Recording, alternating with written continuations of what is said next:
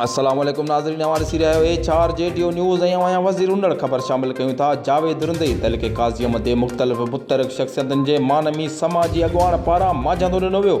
UC महराड़ो जे ॻोठनि लाइ साञावंद धुरियुनि जो बुनियादी सहूलियतुनि लाइ तहरीक हलाइण जो ऐलान।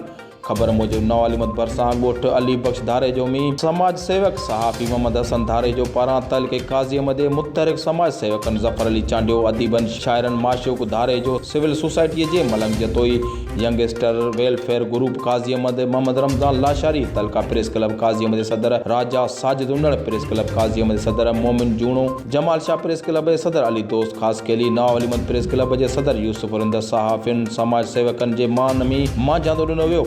ॼाण आयल अॻुवाननि ख़िताब कंदे चयो त तहलीक़े क़ाज़ीअ मथियां केतिराई नंढा वॾा ॻोठ स्टाफ बुनियादी सहूलियतुनि खां महरूम आहिनि। लखी रुपयनि जे लाॻ सां ठहंदड़ केतिरियूं डिस्पेंसरियुनि में डॉक्टर ऐं ॿियो अमलो मुक़ररु न थियो, जंहिं करे शानदार डिस्पेंसरियूं ख़स्ता हाल थी वियूं। जॾहिं त तहलीक़े क़ाज़ीअ मथे UC महराड़ो जे केतिरनि ॻोठनि में स्कूल न आहे ऐं नई डिस्पेंसरियूं आहिनि। UC महराड़ो जे मीर रुकण शाख में पाणी कोट सबबि हज़ारे एकड़ ज़मीनूं बंजर बणिजी वियूं।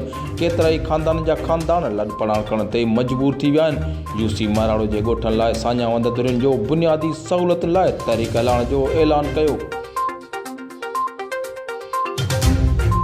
वधीक ख़बरनि अपडेट लाइ ॾिसंदा रहो HRJDO न्यूज़।